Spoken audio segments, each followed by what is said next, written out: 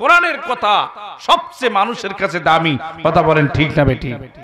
এই কোরআন একমাত্র মানুষকে দিতে পারে মুক্তির পথ, একমাত্র জান্নাতের পথ, জান্নাতের গ্যারান্টি এবং জাহান্নাম থেকে বাঁচার একমাত্র ওই হতে পারে, পথ হতে পারে, সেটি হলো কোরআন।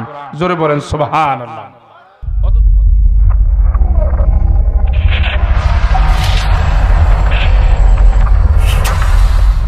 আউযু বিল্লাহি মিনাশ শাইতানির রাজীম।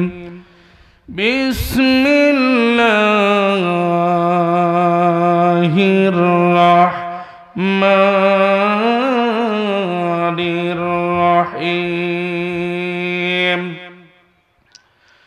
উদউ ইলা সাবিলি রাব্বিকা বিল হিকমাতি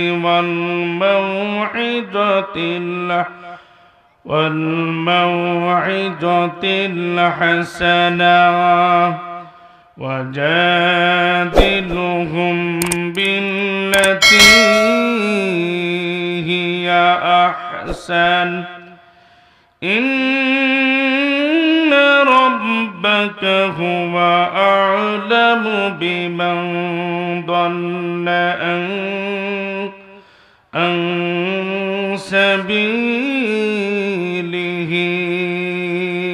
ওয়া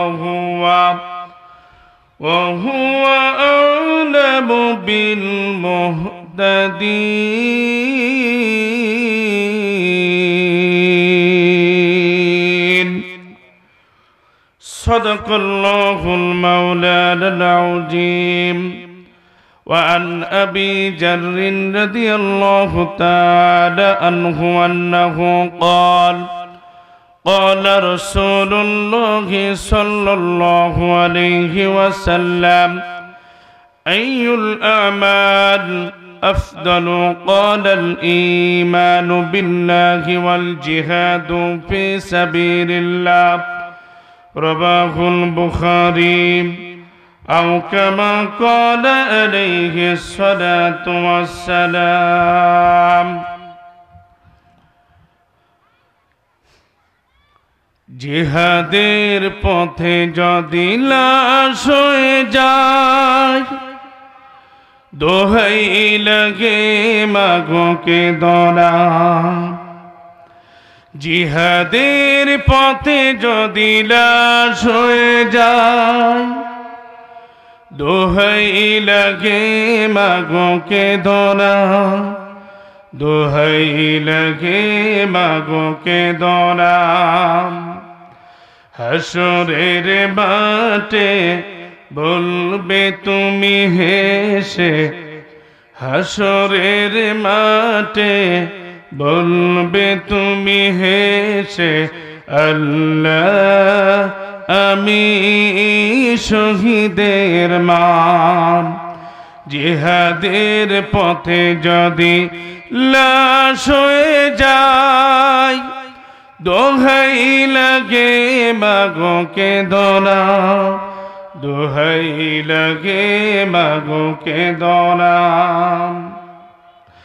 জিহাদের পথে যদি লাশ হয়ে যায়, শহীদেরা মরে না, ওরা রয়ে বেঁচে, জান্নাতি পাখি হয়ে উড়ে যায় আরশে।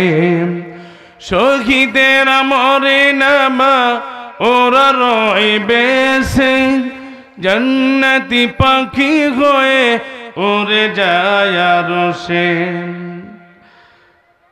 আল্লাহর মেহমান এত বেশি সম্মান, আল্লাহর মেহমান এত বেশি সম্মান। এক মরণে শহীদের ভরে না তো মন, প্রভু রাহে বিলাতে চায় হাজার জীবন। সেই মিছিলে আলী হামজা খালিদ উমর ঝরিয়েছেন বুকের তাজা রক্ত নহর। সেই কথা বলতে, সেই মিছিলে যেতে আমায় তুমি মা বাধা দিও না। জিহাদের পথে যদি লাশ হয়ে যায়, দোহাই লাগে মাগো কে দরাম, দোহাই লাগে মাগো কে দরাম। হাসরের মাঠে বলবে তুমি হেসে, আল্লাহ আমি শহীদের মা। তাকবীর, লিল্লাহে তাকবীর। প্রিয় ভাই সকল, এই পৃথিবীটা একটি ক্ষণস্থায়ী একটা সময়, সামান্য সময়ের জন্য এই পৃথিবীতে আমরা এসেছি। এসে আমরা আল্লাহকে ভুলে গিয়ে মানুষের তৈরি করা মতাদর্শ, মানুষের তৈরি করা আইন, মানুষের তৈরি করা বিধান, মানুষের তৈরি করা মতামত নিয়ে আমরা আল্লাহকে ভুলে গিয়ে মানুষের শয়তানি কার্যক্রমের সাথে আমরা লিপ্ত হচ্ছি। কথা বলেন ঠিক না বেটি? সুতরাং প্রিয় ভাই সকল, একটু আওয়াজ দিতে হবে। আল্লাহ এই কণ্ঠ দিয়েছেন কে? আল্লাহ দেন নাই? অনেক মানুষের কণ্ঠ এরকম আছে কিন্তু কথা বলতে পারে না। কথা বলেন ঠিক না বেটি? অনেক মানুষ কান আছে কিন্তু শুনতে পারে না। অনেক মানুষের চোখ আছে কিন্তু ওই লাইটটা আল্লাহ বন্ধ করে দিয়েছেন, দেখতে পারে না। আপনাকে আমাকে আল্লাহ তাআলা বানাইতে পারতেন কি পারতেন না বলেন? তাহলে আল্লাহ তাআলা সবকিছু করতে পারেন। কথা বলেন ঠিক না বেটি? অতএব ওই আল্লাহ তাআলার প্রশংসা আমরা জোরে সোরে করি। সকলে বলুন আলহামদুলিল্লাহ। সালাতু সালাম পেশ করতে চাচ্ছি সেই বিশ্ব মানবতার মুক্ত পথিক, যিনি হাশিমি বংশের কাঙ্ক্ষিত প্রদীপ নবী মুহাম্মদুল আরবি শুয়ে আছেন মদিনার সবুজ গম্বুজের নিচে। তার জান্নাতি কদম মোবারকে সালাতু সালাম পেশের লক্ষ্যে সশ্রদ্ধ সালাতু সালাম পেশ করছি। সকলে বলুন সাল্লাল্লাহু আলাইহি ওয়াসাল্লাম। সম্মানিত প্রিয় ভাই সকল, এরকম একটা সময় ছিল যে সময় তাফসীর মাহফিল করতে গেলে কত মানুষের অনুমোদনের দরকার ছিল। কথা বলেন ঠিক না বেটি? কারণ তাফসীর মাহফিলে নাকি নাশকতার সৃষ্টি হবে, তাদের কথা এটা। কিন্তু আজ থেকে 5 আগস্টের পর থেকে নিয়ে বাংলাদেশে এত তাফসীর মাহফিল হচ্ছে, একটা তাফসীর মাহফিলে কোনো নাশকতা তৈরি হয় নাই। আওয়াজ দিয়ে কথা বলুন ঠিক না বেটি? তাহলে বোঝা যায় এটা কোরআনের আওয়াজ তাদেরকে ভালো লাগে নাই। এরা যদিও বা মুসলমান নামধারী, কিন্তু এদের শরীরে আবু জাহেলের রক্ত আছে। আওয়াজ দিয়ে কথা বলুন ঠিক না বেটি? আমার ভাইরা, কোরআন তো তাকেই ভালো লাগে না যারা শয়তান মার্কা ঈমান নিয়ে দুনিয়ার জীবনে চলাফেরা করে, তাদেরকে কোরআন ভালো লাগে না। কথা বলেন ঠিক না বেটি? সুতরাং কোরআন তো তাদের কি ভালো লাগবে? এই সমাজে আজকে এই সারা একটি বছর পর একটা তাফসীর মাহফিল, অথচ এলাকার প্রত্যেকটা বাড়ি থেকে একটি করে লোক আসলে তাফসীর মাহফিল আজকে ভরে যেত লোক দিয়ে। কিন্তু তা নয়। কারণটা কি? এই কোরআন শোনার সবার ভাগ্য হবে না। আল্লাহ রাব্বুল আলামিন বলেন, নবীজি আমি আল্লাহ পাক যাকে পছন্দ করি শুধুমাত্র আমার কোরআন শরীফের জন্য যাদেরকে মনোনীত করি নেই, আল্লাহ রাব্বুল আলামিন বলেন এই মানুষটার জন্য আমি আল্লাহ কোরআন শোনার ব্যবস্থা করে দেই। জোরে বলেন সুবহানাল্লাহ। আল্লাহ পাক বলেন ওয়াইজা কুরিয়াল কুরআনু ফাসতামিউ লাহু ওয়া আনসিতু লাআল্লাকুম তুরহামুন। আল্লাহ রাব্বুল আলামিন বলেন যেখানে কোরআনের কথা বলা হয়, কোরআনের তাফসীর করা হয়, কোরআনের বিষয় যখন আলোচনা করা হয়, তোমরা সেখানে মনোযোগ দিয়ে কোরআন শোনো, যাতে করে তোমরা আল্লাহ রাব্বুল আলামিনের পক্ষ থেকে ফায়দা লাভ করতে পারো। জোরে বলেন আল্লাহু আকবার। আল্লাহ পাক বলছেন যাতে করে এই কোরআন থেকে তোমরা ফায়দা লাভ করতে পারো, মুত্তাকি পরহেজগারি অর্জন করতে পারো। তোমরা কোরআন শোনো চুপচাপ করে।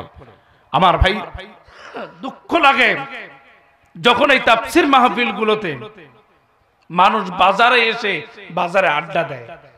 বাজারে আড্ডা দেয় না? তাফসীর মাহফিলে লোকের চেয়ে দোকানের বেশি লোক। কেন ভাই? দোকান তো আপনি অনেক দেখেছেন। যে দোকানে কথা বলতে যাবেন আজকে ওই জায়গাটা আগামীকাল আপনি আর এই কোরআনের বাগানটা নাও পেতে পারেন। ওই দোকান কিন্তু বিভিন্ন জায়গায় পাওয়া যাবে। আল্লাহ রাব্বুল আলামিন ডাক দিয়ে বলছেন, নবীজি এই পৃথিবীর মানুষকে বলে দাও আমি আল্লাহ সুবহানাহু ওয়া তাআলা কোরআন নাযিল করেছি মানুষের উপকারের জন্য, মানুষের কল্যাণের জন্য, মানুষের এক পর্যায়ে জাহান্নামের পথ থেকে জান্নাতের পথে তুলে দেওয়ার জন্য আল্লাহ রাব্বুল আলামিন কোরআন নাযিল করে দিয়েছেন।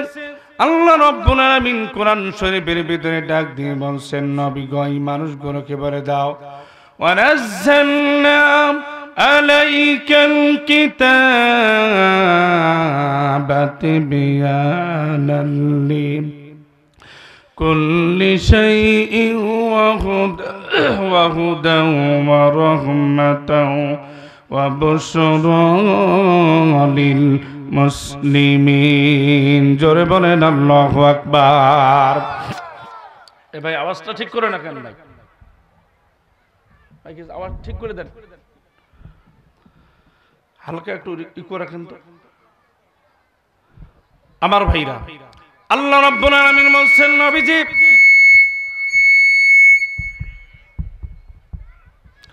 আল্লাহ রাব্বুল আলামিন বলেন, নবীজি এই পৃথিবীর মানুষকে বলে দাও আমি আল্লাহ কোরআন নাযিল করে দিয়েছি এমন একটি কিতাব যেই কিতাবের মধ্যে কোনো ধরনের সংশয় নাই, কোনো ভুল নাই। এই কোরআন আমি আল্লাহ নাযিল করে দিয়েছি মানুষের ব্যক্তিগত জীবন, মানুষের পারিবারিক জীবন, মানুষের আন্তর্জাতিক জীবন, মানুষের ইহকালীন জীবন, পরকালীন জীবন, মানুষ কেমনি চলবে এর বাস্তব একটা ঠিকানা আমি আল্লাহ আমার কোরআনের কারিমের মাধ্যমে আমি আল্লাহ জানাই দিয়েছি। জোরে বলেন আল্লাহু আকবার। আমার ভাইরা, আমার মায়েরা, বোনেরা, গভীর মনোযোগ। আল্লাহ রাব্বুল আলামিন কোরআন নাযিল করে দিয়েছেন মানুষকে কল্যাণের পথে বের করার জন্য। আল্লাহ রাব্বুল আলামিন বলছেন, নবীজি এই মানুষগুলোকে আমার পক্ষ থেকে বলে দাও ওয়ামান আহসানু কাওলাম মিম্মান দাআ ইলাল্লাহি ওয়া আমিলা সালিহান ওয়া ক্বালা ইন্নানি মিনাল মুসলিমিন। আল্লাহু আকবার বলুন।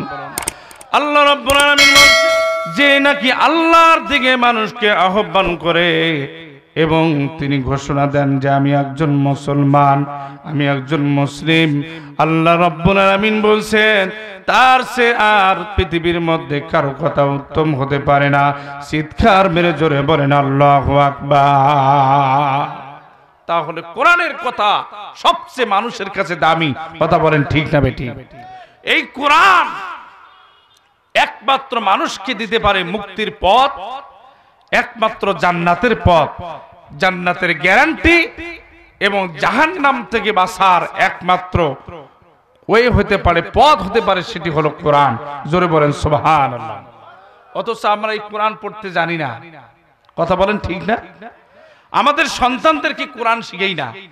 পাশেই নহনা হাফিজিয়া মাদ্রাসা, আপনাদের সন্তানগুলোকে খালি স্কুলেই পড়ান কিন্তু মাদ্রাসায় দেওয়ার চিন্তা ভাবনা করেন না।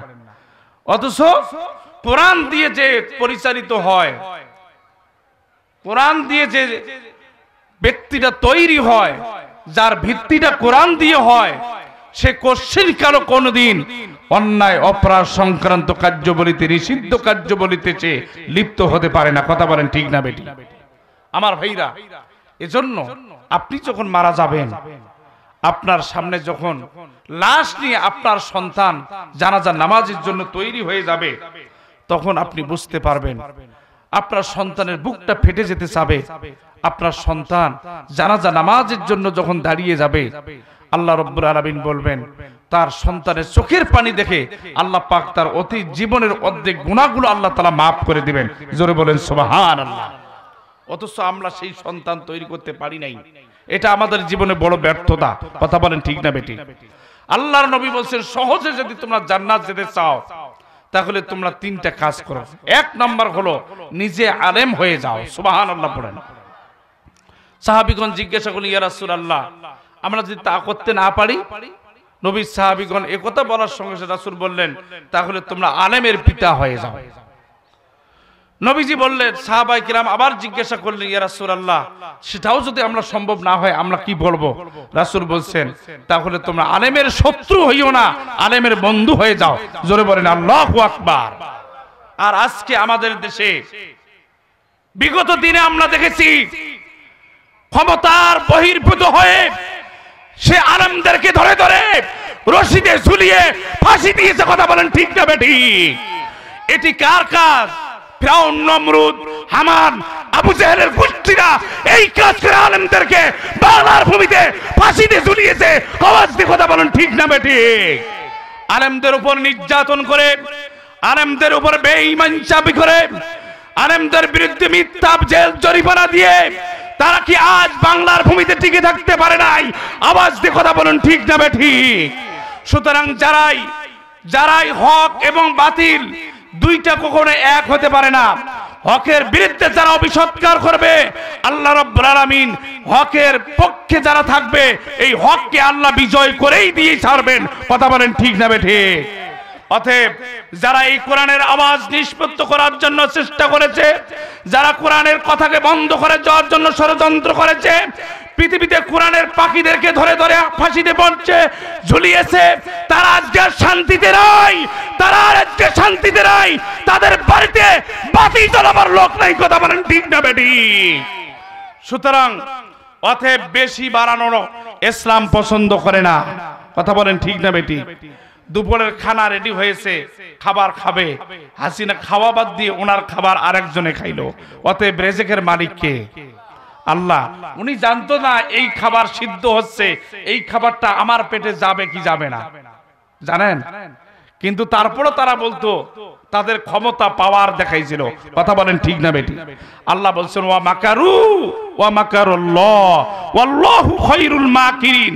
আল্লাহ বলছেন, তোমার মক্করের চেয়ে আমি আল্লাহর ষড়যন্ত্র সিরিয়াস হয়ে যাবে। কথা বলুন ঠিক না বেটি? সম্মানিত উপস্থিতি, আল্লাহ পাক বলছেন, আমি যখন ধরি আমার ধরাটা হয়ে যায় সিরিয়াস। ইন্না বাতশা রাব্বিকা লাশাদীদ। আল্লাহ বলছেন, নিঃসন থেকে আমি আল্লাহর ধরাটা হয়ে যায় সিরিয়াস, যা আমার হাত থেকে কেউ বাঁচাতে পারবে না। সুবহানাল্লাহ পড়ুন।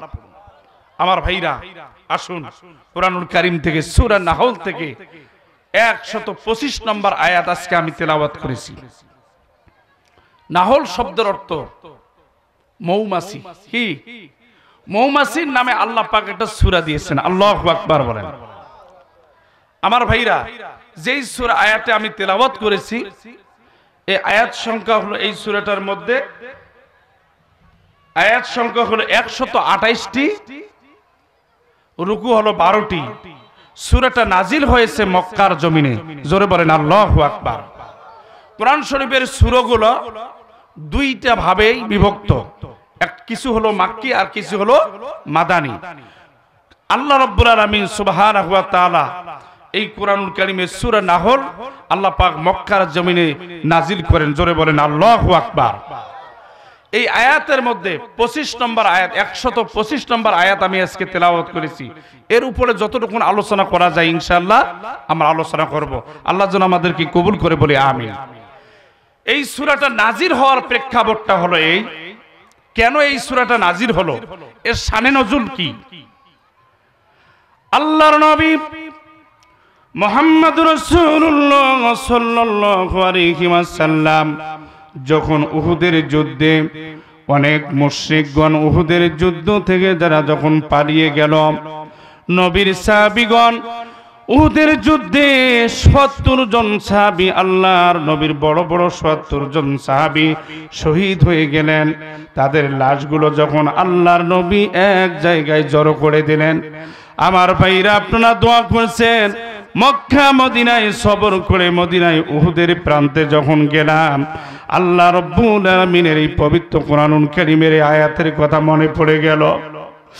আল্লাহর নবী সাহাবীরা উহুদের প্রান্তে সাহাবায়ে কেরাম যখন শহীদ হয়ে গেল, অসংখ্য শহীদের লাশগুলো নবীজির সামনে হাজির করা হলো। আল্লাহর নবীর সম্মানিত শ্রদ্ধেয় চাচা হযরতে হামজা রাদিয়াল্লাহু তাআলা আনহুর লাশ সামনে আনা হলো। আল্লাহর নবীর সাহাবীর হযরতে হামজা রাদিয়াল্লাহু তাআলা আনহু তার লাশ যখন রাসূলের সামনে হাজির পেশ করা হলো, আল্লাহর নবী নিজেই তার লাশের দিকে তাকিয়ে দেখেন তার নাক কাটা, ঠোঁট কাটা, হাতগুলো কাটা, বুকটা ফাড়া, এরপরে বিভিন্ন অঙ্গ প্রত্যঙ্গ ক্ষত বিক্ষত করে একবারে বিভিন্নভাবে ক্ষত বিক্ষত করে দিয়েছেন, টুকরা টুকরা করে তাকে ফেলে দেওয়া হয়েছে। হিন্দ নামের এক পর্যায়ে আল্লাহ নবী হযরতে হামজা রাদিয়াল্লাহু তাআলা আনহু এক পর্যায়ে তিনি যখন তার লাশটার দিকে তাকার সঙ্গে সঙ্গে বিশ্ব নবী মুহাম্মদ রাসূলুল্লাহ সাল্লাল্লাহু আলাইহি ওয়াসাল্লাম এক পর্যায়ে তিনি আল্লাহর কাছে ডাক দিয়ে বলেন, রব্বুল আলামিন, আমার সম্মানিত চাচা হযরতে হামজা রাদিয়াল্লাহু তাআলা আনহুকে যারা এই নাক কান কেটে দিয়ে যারা খণ্ড বিভক্ত করে দিয়েছে, আমি মুশরিকদেরকে ছাড়ব না, আমি মুশরিকদেরকে এরকম অবস্থা আমি করে ছাড়ব। আল্লাহর নবী বললেন, এই হামজার পরিবর্তে ৭০ জন ফেরেশতা সাহাবায়ে কেরামদের হত্যার পরিবর্তে আমি মুশরিকদেরকে মুসলা করব। আল্লাহর নবী বললেন, মুসলা হলো নাক কাটা, ঠোঁট কাটা, হাত কাটা, জিহ্বা কাটা, এরপরে ক্ষত বিক্ষত করা। আল্লাহ রাব্বুল আলামিনের নবী যখন এই সিদ্ধান্ত উপনীত হলো, আল্লাহ রাব্বুল আলামিন ওহী নাযিল করে আমার রাসূলকে জানায় দিয়ে বললেন, উদউ ইলা সাবিলি রাব্বিকা বিল হিকমাতি ওয়াল মাউইযাতিল হাসানা ওয়াজাদিলহুম বিল্লাতী হিয়া আহসান। জোরে বলেন আল্লাহু আকবার। আল্লাহ রাব্বুল আলামিন আল্লাহর নবীর সিদ্ধান্ত, বিশ্ব নবীর মনের বাসনা, বিশ্ব নবীর চিন্তা চেতনা আল্লাহ পাক বুঝতে পারলেন। আল্লাহ রাব্বুল আলামিন নবীজিকে শান্ত করে দিয়ে বললেন, নবী গো, চিন্তা করো না, এই সূরা নাহলের ১২৫ নম্বর আয়াত আল্লাহর নবীর কাছে আল্লাহ রাব্বুল আলামিন নাজিল করলেন। চিৎকার মেরে জোরে বলেন সুবহানাল্লাহ। তার মানে উহুদ যুদ্ধে আল্লাহ রাসূল সাল্লাল্লাহু আলাইহি সাল্লামের ৭০ জন সাহাবী শহীদ হয়েছেন, যাদের কবর এখনো উহুদ যুদ্ধের ওখানে আছে। আজিগণ ওখানে গিয়ে তাদের কবরে সালাম দেয়।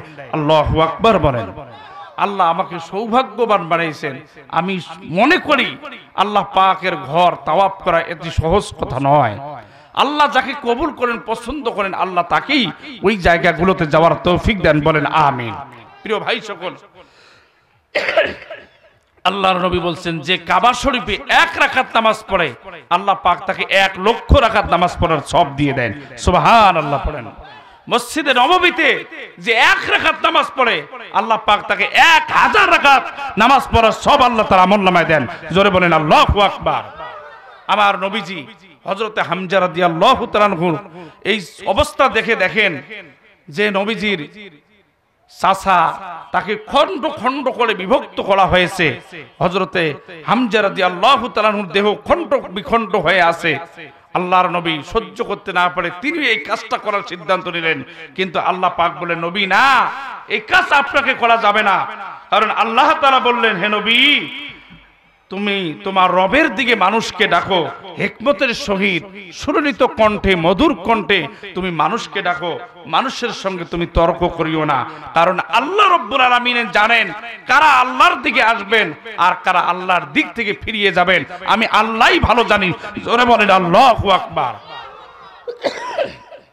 চাইলে নবী ক্ষমতা ওখানে ব্যবহার করে তাদেরকে বিরুদ্ধে কোনো আন্দোলন করতে পারতেন না, হত্যা করতে পারতেন কিনা? রাগ হয়েছেন আল্লাহ রাসূল, মন খারাপ করেছেন। আল্লাহ রাব্বুল আলামিন বলেছেন, হে নবী তুমি তাদের কাছে দাওয়াত দাও সুললিত কণ্ঠে হিকমতের সহিত। চিৎকার মেরে জোরে বলেন সুবহানাল্লাহ।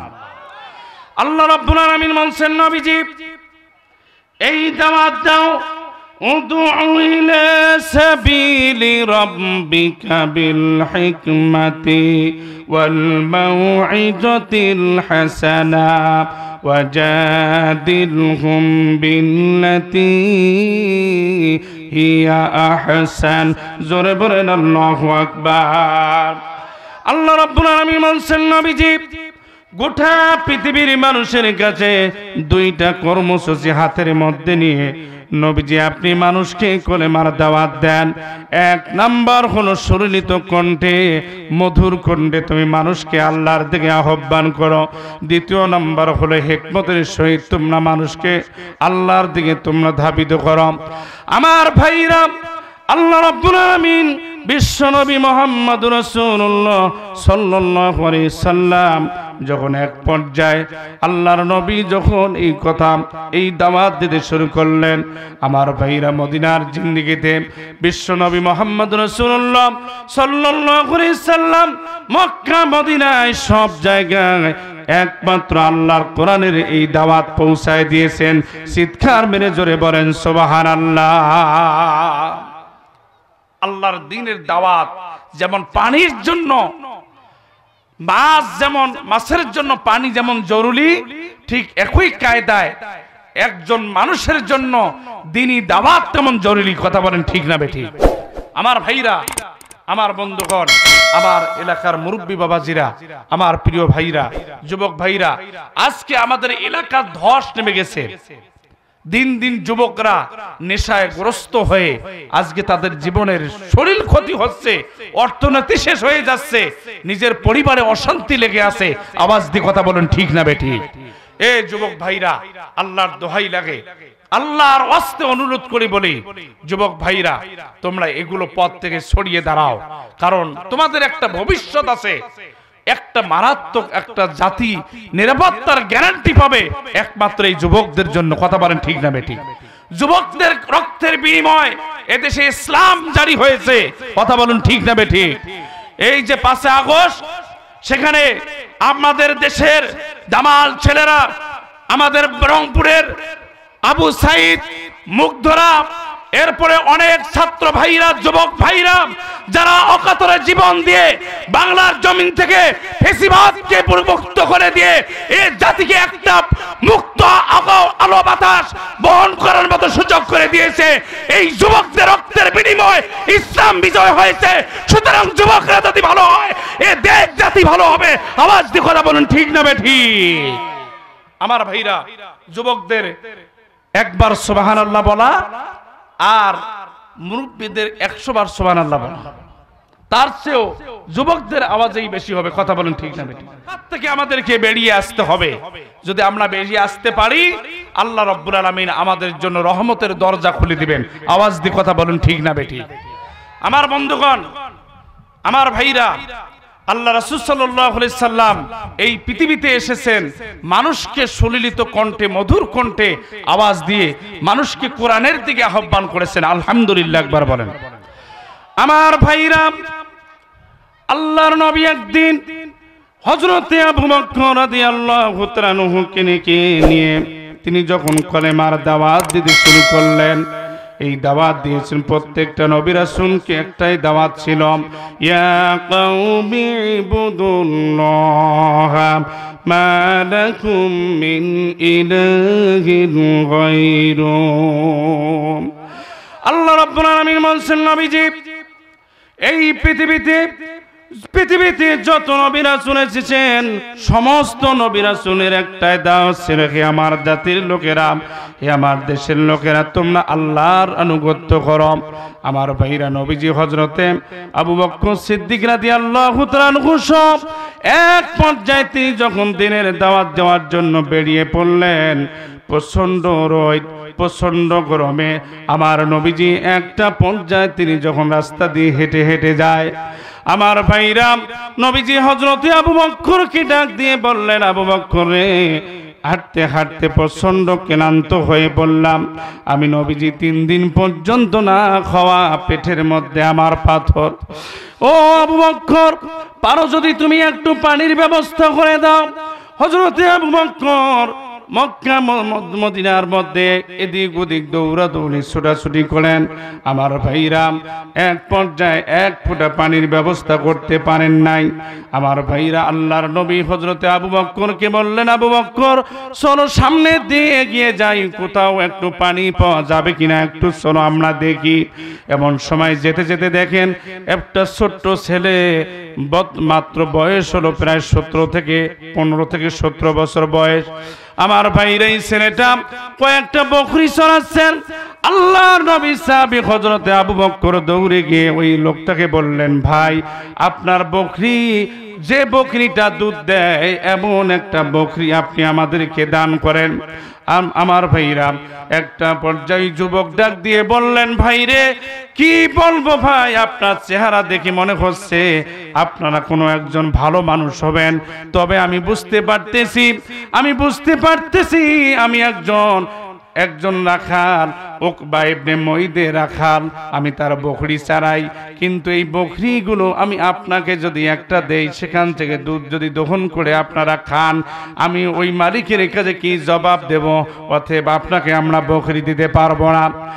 এই আব্দুল্লাহ ইবনে মাসউদ, লোকটার নাম হলো হযরতে আব্দুল্লাহ ইবনে মাসউদ।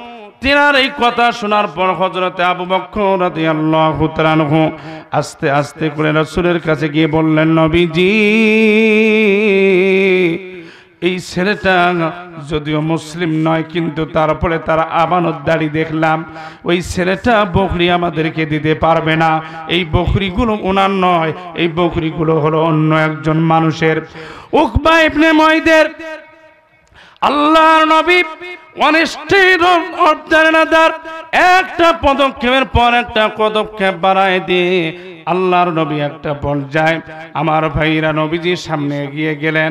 আল্লাহর নবীর চেহারা দেখে হযরতে আব্দুল্লাহ ইবনে মাসউদ তিনি চিনতে পারলেন, আমি নাম শুনেছি, আল্লাহর নবীর সন্ধান খুঁজতেছিলাম, কিন্তু আমি একজন উকবা ইবনে মুইদের একজন কাফের মানুষের আমি একজন দাস হিসেবে কাজ করি, অতএব আমি তা আল্লাহর নবীকে দেখতে পাই নাই। নিঃসন্দেহে ইনি আল্লাহর নবী হবেন। জোরে বলেন সুবহানাল্লাহ। আস্তে করে হযরতে আবু বকরকে ফিস করে বললেন, ভাই গো, ইনি কে? এই লোকটার পরিচয়টা কি আপনি দেবেন? আল্লাহর নবী সাহাবী হযরত আবু বকর ডাক দিয়ে বললেন, ভাই গো, ইনি হলেন আখিরি জামানার শেষ নবী, নবী মুহাম্মদুর রাসূলুল্লাহ। সকলে বলেন সাল্লাল্লাহু আলাইহি ওয়াসাল্লাম। আমার ভাইরা, এক পর্যায়ে আল্লাহর নবী, বিশ্ব নবী মুহাম্মদ রাসূলুল্লাহ সাল্লাল্লাহু আলাইহি সাল্লাম হযরত আব্দুল্লাহ ইবনে মাসউদকে বললেন, মাসউদ, যেই বকরিটার জীবনে বাচ্চা হয় নাই, যেই বকরিটা কোনো বাচ্চা দেয় না, দুধ দেয় না, এমন একটা বকরি কি তুমি আমাকে দিতে পারবা? আব্দুল্লাহ ইবনে মাসউদ বললেন, জি হুজুর, আমি এরকম বকরি একটা নয়, কয়টা লাগে আমি ওইটা দিতে পারবো। জোরে বলেন মারহাবা। আমার ভাইরা, আল্লাহ নবী সাহাবী হযরত আবু বকরকে ডাক দিয়ে বললেন, নবী গো, নবী ডাক দিয়ে বললেন, আবু বকর, ওই রকম একটা বকরি ধরে নাও, তুমি সামনের দুইটা পা দুইটা ধরে দাও, আর পিছনের হাত দুইটা আমি ধরি, আর আমি বিশ্ব নবী বকরির পেছনের উপরে হাত দিয়ে আল্লাহর কাছে দোয়া করি, আল্লাহ পাক আমাদেরকে এখানে দুধ ব্যবস্থা করে দিবেন। চিৎকার মেরে জোরে বলেন সুবহানাল্লাহ। আল্লাহ পারে কি পারে না ভাই? আল্লাহ পারে। আমার ভাইরা, 41 সালের স্বপ্ন দেখেছিল, আল্লাহ বিতাড়িত করেছেন কি করেছেন না? ওই আল্লাহ এখন আছে তো নাকি বলেন ভাই? পৃথিবীর ইতিহাস জ্বলন্ত প্রমাণ, পৃথিবীতে যারাই জুলুম করেছে, নির্যাতন করেছে, অন্যায় করেছে, জুলুম করেছে, আল্লাহ তাদেরকে টিকায় রাখেন নাই। কথা বলেন ঠিক না বেটি? সুতরাং আল্লাহর সাহায্য আছে না নাই? আল্লাহর নবী, বিশ্ব নবী পিছনের পা দুইটা ধরলেন, আবু বকর সামনের পা দুইটা ধরলেন, নবীজি হাত পেস্তনের উপরে রাখলেন বকরির বাসা একটা, যেমন বেলুনের মধ্যে ফু দিলে যেমন বেলুন ফুলে ওঠে, যেমন বেলুন ফুলার মতো আস্তে করে বকরির পেস্তনটা যেন একবারে ফুলে উঠলো। চিৎকার মেরে জোরে বলেন সুবহানাল্লাহ। ওই উকবা ইবনে মুইদের দাস আব্দুল্লাহ ইবনে মাসউদ নাম, উনি দেখতেছেন চিৎকার মেরে আস্তে আস্তে যে ঘটনাটা কি, এটা তো সাধারণ কোনো মানুষের কাজ হতে পারে না। আল্লাহু আকবার বলেন। আমার ভাইরা, এক পর্যায়ে নবীজি একটা পর্যায়ে পেস্তনে হাত দিয়ে দুধ দহন করলেন, একটা পাত্র আনতে বললেন, পেয়ালা নিয়ে আসলেন। আনার পরে নবীজি দুধ দহন করার পরে বিশ্ব নবী নিজে দুধ পান করলেন, হযরত আবু বকরকে দুধ পান করালেন, অবশিষ্ট দুধ হযরত আব্দুল্লাহ ইবনে মাসউদ পান করলেন। আব্দুল্লাহ ইবনে মাসউদ আল্লাহর নবীর চেহারা দেখে আল্লাহর নবীর জন্য বেকুল হয়েছে। জোরে বলেন সুবহানাল্লাহ। আরবের মানুষেরা কত বড় ভাগ্যবান, দয়ার নবীর রূপ দেখিয়া কাফের হলো মুসলমান। ইয়া রাসূলুল্লাহ, ইয়া হাবিবাল্লাহ, ইয়া রাসূলুল্লাহ, ইয়া হাবিবাল্লাহ। আল্লাহু আকবার। আমার ভাইরা, হযরত আব্দুল্লাহ ইবনে মাসউদ চিন্তা করলেন, এত সুন্দর চেহারা, এই দেখি তো আমার খিদা পিপাসা দূর হয়ে গেছে। আল্লাহু আকবার বলেন। আল্লাহ নবী সাহাবী হযরতে উমর, হযরতে আবু বকর, হযরতে ওসমান, হযরতে আলী সহ সমস্ত সাহাবায়ে কেরামদের নিয়ে পরামর্শ নবীজি চলে যাচ্ছেন। হযরতে আব্দুল্লাহ ইবনে মাসউদ চোখের পানি ছেড়ে দিয়ে ডাক দিয়ে বললেন, নবীজি মেঘের বাণী করে আপনি আমাকে কলেমা পড়ে মুসলমান বানায় দেন। আল্লাহর নবী যখন তার এই কলেমার পড়ার জন্য ব্যতিব্যস্ত হয়ে গেল, হযরতে আব্দুল্লাহ ইবনে মাসউদ চোখের পানি ছেড়ে দিয়ে ডাক দিয়ে বললেন, নবীজি আপনি এখান থেকে চলে যাচ্ছেন, আমার মন চায় আমি আপনার সঙ্গে চলে যাই, কিন্তু আমি একজন দাস, আমি একজন মানুষের বাড়ির গোলাম, উকবা ইবনে মুইদের বাসার আমি একজন গোলাম। অতএব নবী গো, মেঘের বাণী করে আপনি দয়া করে আমাকে গোলাম থেকে একটু আজাদ করে দেন। আমি আল্লাহর নবীর সঙ্গে আমার সময় কাটাতে চাই, আল্লাহর দ্বীনের জন্য আমি কলেমা পড়ে মুসলমান হতে চাই। চিৎকার মেরে জোরে বলেন সুবহানাল্লাহ। আল্লাহর নবীর হাদিস হলো, ওয়ান ইবনে আব্বাস আব্দুল মুত্তালিব রাদিয়াল্লাহু তাআলা আনহু থেকে বর্ণিত, যাকাতুল ঈমান মান রাদিয়া বিল্লাহি রাব্বান ওয়া বিল ইসলামি দীনান ওয়া বি মুহাম্মাদুর রাসূলুল্লাহ সাল্লাল্লাহু আলাইহি সাল্লাম। আল্লাহর নবী বললেন, ও পৃথিবীর মানুষ তোমরা শোনো, কোন ব্যক্তি মুসলমান হতে পারবে না ওই ব্যক্তি যতক্ষণ পর্যন্ত না পৃথিবীর মধ্যে সমস্ত বস্তু, বাবা মা, ভাই বোন, আত্মীয় স্বজন, পৃথিবীর সমস্ত কিছু থেকে আমি আল্লাহর নবীকে যে বেশি ভালোবাসতে পারবে না, সে ব্যক্তি আল্লাহর নবীর উম্মত হতে পারবে না। চিৎকার মেরে জোরে বলেন মারহাবা। নবীজির কথা শুনে, নবীজির কথা শুনে সবাই কান্দে, কিন্তু নবীর সমাজ গড়ার কাজে যত দ্বন্দ্ব মনে বাদে।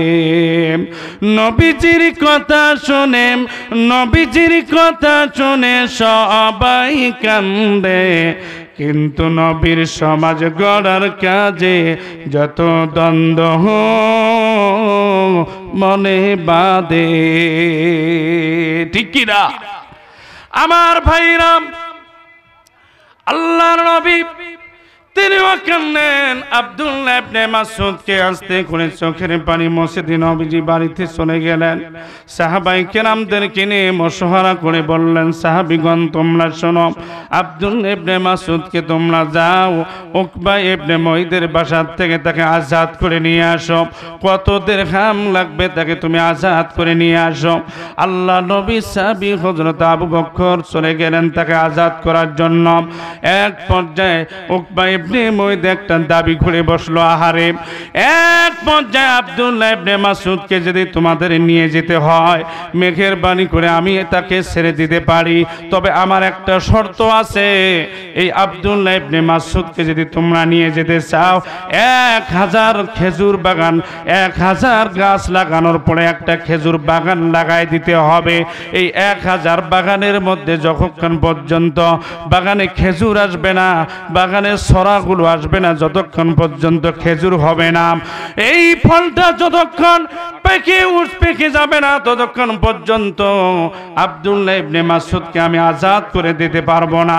আমার ভাইরা তারা যখন ফিরে ফিরে আল্লাহর নবীর দরবারে এসে হাজির হয়ে আওয়াজ দিয়ে বললেন, আল্লাহর নবী আস্তে আস্তে করে একটা পর্যায়ে ডাক দিয়ে বললেন, সাহাবাগণ তোমরা শোনো, এক মেঘের বাণী করে তোমরা যদি পারো 1000 খেজুর গাছের তোমরা ব্যবস্থা করে দাও, আমি আল্লাহর নবী 1000 খেজুর বাগান লাগাই দেব। চিৎকার মেরে জোরে বলেন মারহাবা। তুমি আসো হৃদয়ের গভীরে, ভুলব তোমায় বলো কি করে, অবেলায় হারিয়ে যাবে হায়, অবেলায় হারিয়ে যাবে হায়।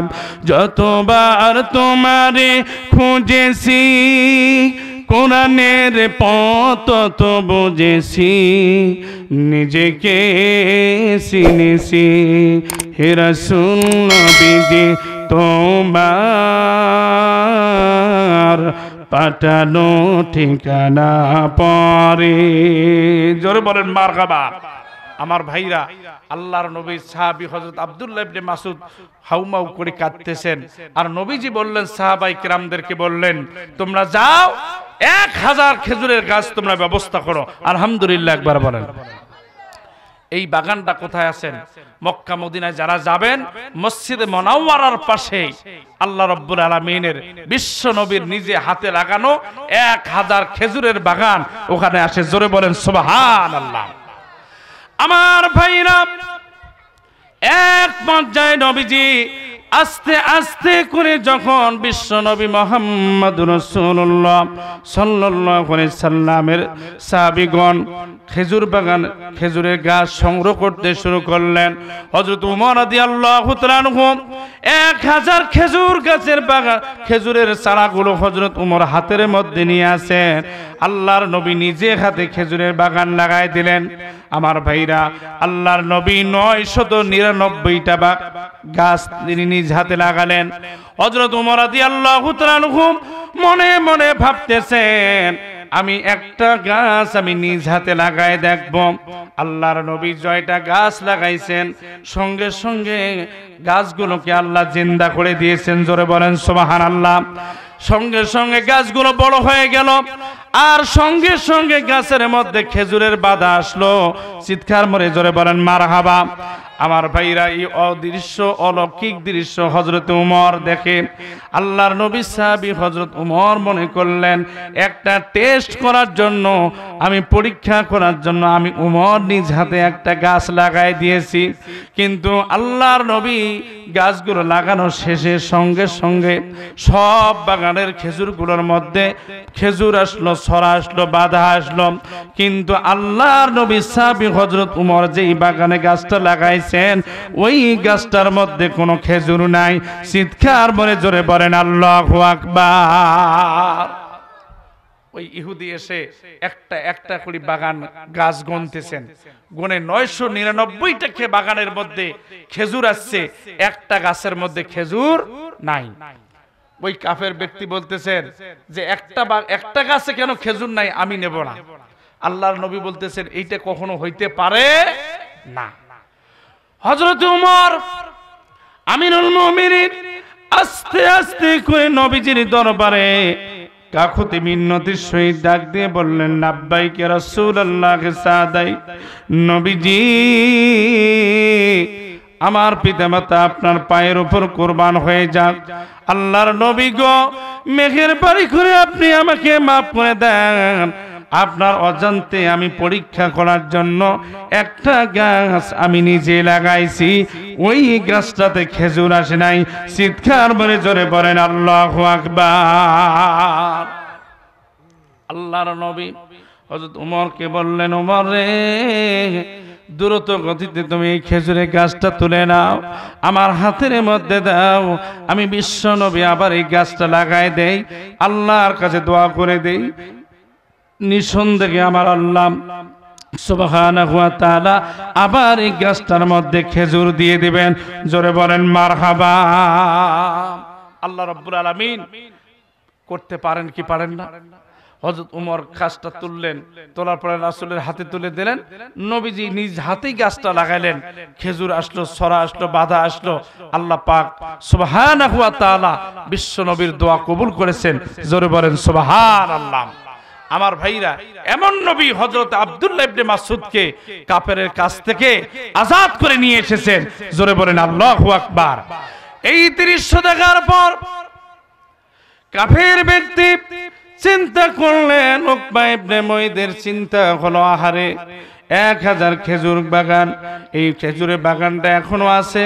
সৌদি সরকার প্রত্যেকটা গাছের লাইনের মধ্যে একটা করে পানির পাইপলাইন সেট করে দিয়েছেন। নিজ চোখে আল্লাহ রাব্বুল আলামিন দেখার সুযোগ করে দিয়েছেন। এই খেজুর সাধারণ কোনো মানুষ খাইতে পারে না, এটা আল্লাহ রাব্বুল আলামিন উঁচু লেভেলের নেতারা পৃথিবীর রাজা বাদশারাই ভোগ করেন, খান, তাদের জন্য বিভিন্ন জায়গায় হাদিয়ে পাঠান।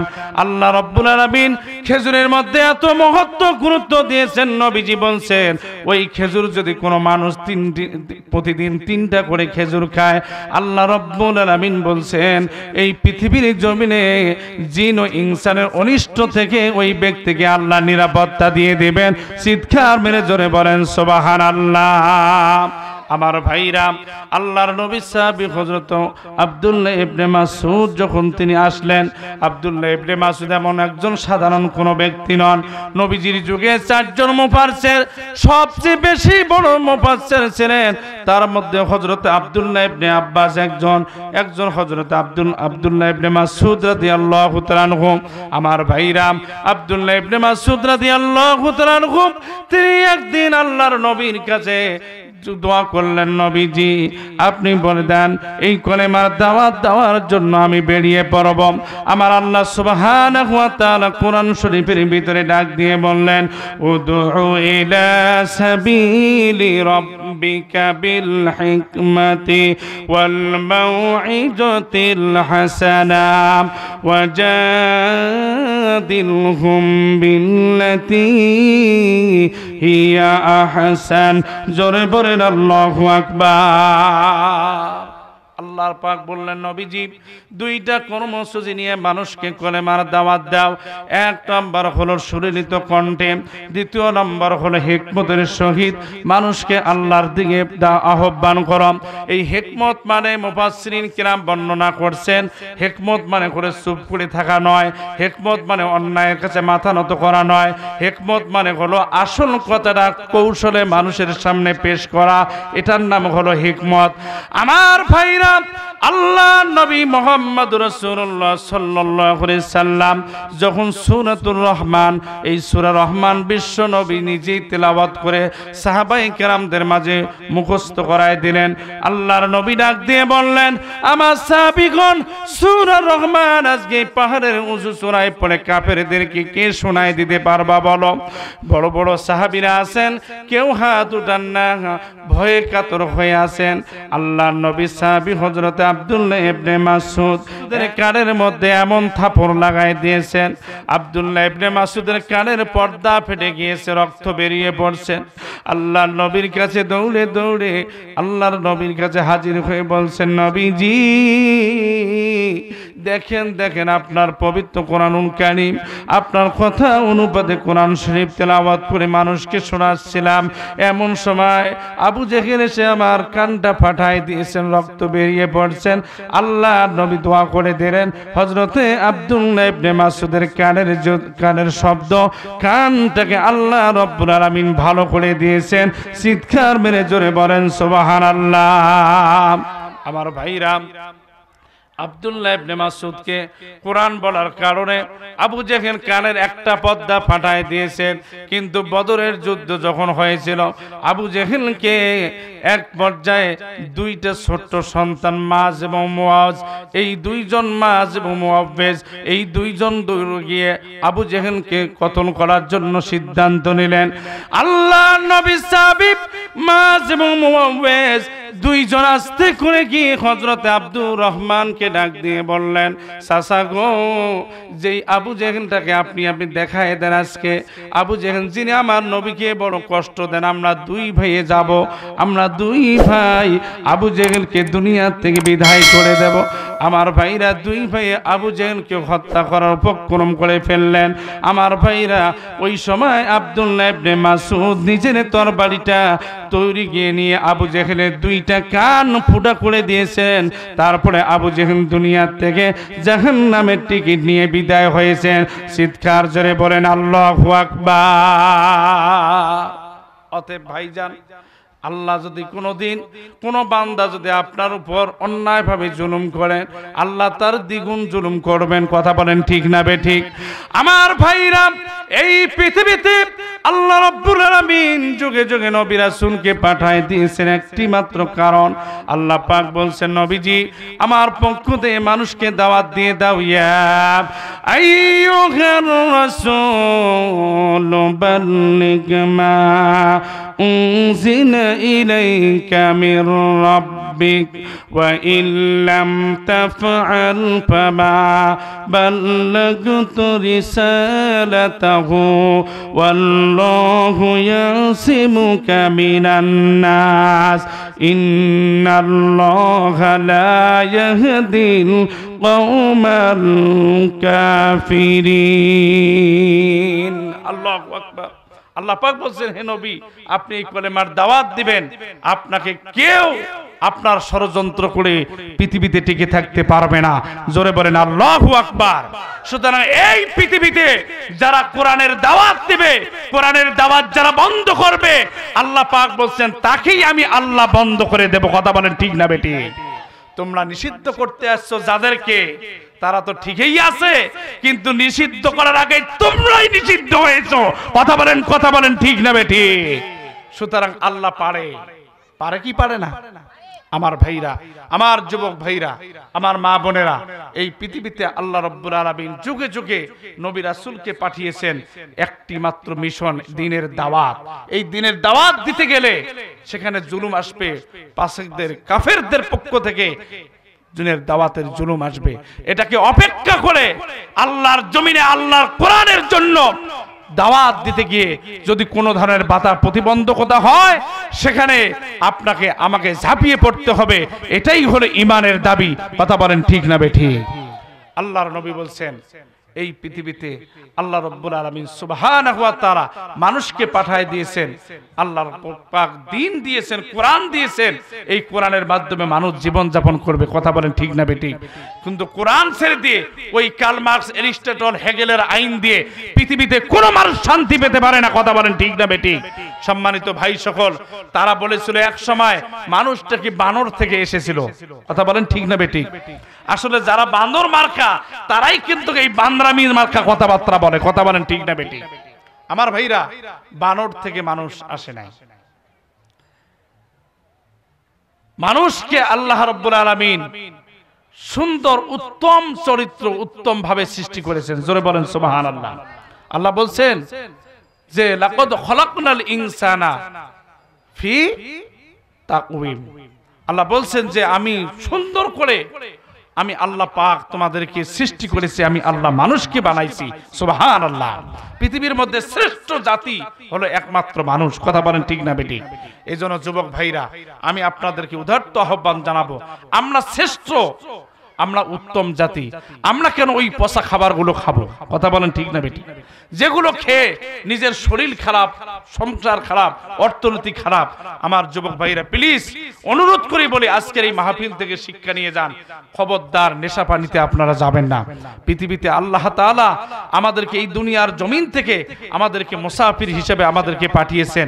সামান্য সময়ের জন্য আমাদেরকে আল্লাহ তাআলা দুনিয়ার জমিনে পাঠিয়েছেন, যাতে আমরা এই দুনিয়াতে আল্লাহর দেওয়া দ্বীনের, কোরআনের দাওয়াত আর কোরআন অনুপাতে আমাদের জীবন পরিচালনা করতে পারি। আল্লাহ যেন সে তৌফিক আমাদেরকে দান করে, বলি আমিন।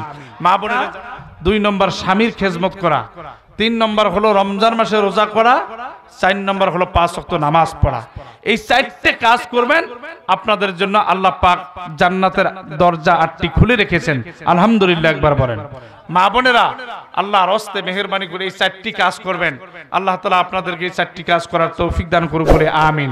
আমাদের এলাকার মা বোনেরা যেন পর্দানিশিনী হয়, এই জন্য পুরুষদেরকে একটু সতর্কতা অবলম্বন করতে হবে। এই জন্য 5 ওয়াক্ত নামাজি হয়। আপনি যদি না হন, আপনার বেবি কেমনি নামাজি হবে? কথা বোঝেন নাই? আল্লাহ পাক বলছেন, আর রিজালু কাওয়ামুন আলান নিসা, পুরুষরা নেতৃত্ব দেবে নারীদের জন্য। আপনারা এখন পুরুষ মানুষরা এমন হচ্ছে, নারী যেন পুরুষকে নেতৃত্ব দিচ্ছে। কথা বলেন ঠিক না বেটি? এজন্য এখন দুর্বল হওয়া যাবে না। আল্লাহ পাক কোরআনে বলছেন, নারীদেরকে, মেয়েদেরকে পরিচালনা করবেন পুরুষরা। কথা বলেন ঠিক না বেটি? এজন্য আপনারা আপনাদের পরিবারগুলোকে, আল্লাহ পাক বলছেন যে পৃথিবীর মধ্যে মানুষকে বাঁচতে হবে নিজে।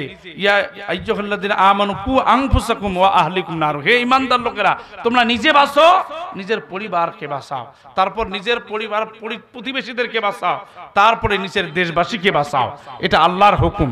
অতএব আমরা যদি ঈমানদার হয়ে থাকি, আগে আমাদেরকে নিজে বাঁচতে হবে, নিজের পরিবারকে বাঁচাতে হবে, তারপরে আমাদের সকলকে আল্লাহর দ্বীনের জন্য কাজ করতে হবে। আল্লাহ তাআলা আমাদেরকে কবুল করুন, সকলে বলে আমিন। ওয়া আখিরু দাওয়ানা আলহামদুলিল্লাহি রাব্বিল আলামিন। আসসালামু